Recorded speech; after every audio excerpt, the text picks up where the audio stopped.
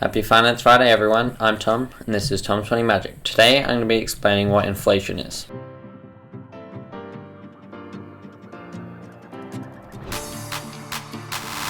First of all, I'd like to say Merry Christmas. That'll either be tomorrow or you might be watching this on Christmas or probably after. But anyways, Merry Christmas and I wish you a Happy New Year. A general definition of inflation would be the increase in price of objects or services and therefore the decrease in the value of money.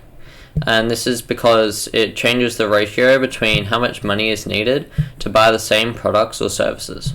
This is the concept people are referring to when they say that $200,000 in 1980 was worth around the same as what $1 million would be worth today. Each year, the average price of an item would go up by a few percent. Between 2011 and 2020, the average price rise per year was fluctuating between around 0.7% and 3%. The percent rise is based on the CPI, or Consumer Price Index, of the currency.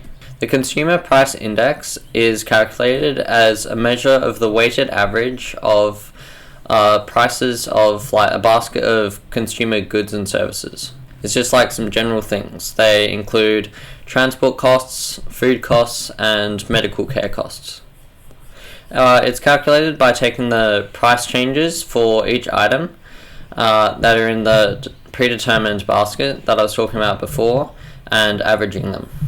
After finding the current CPI and the same time last year, you can divide the current one by the one from last year and then subtract 1 and then convert your answer to a percent by multiplying it by 100 to find the inflation over the last year. If you bought something in 2010 that cost you $100, on average, after inflation, it would cost you around an extra $23 if you were to buy the exact same thing now.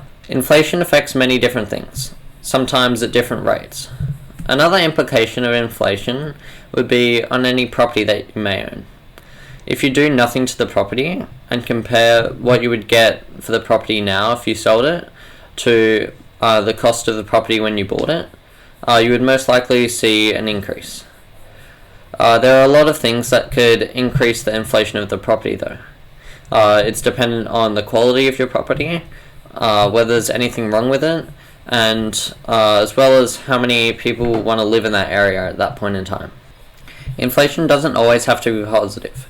The price of things could go down overall, due to one or more of many different things. And this would be called deflation. That's all from me today. Please hit the like button down below and subscribe for more content. Feel free to check out my website if you haven't already. See ya!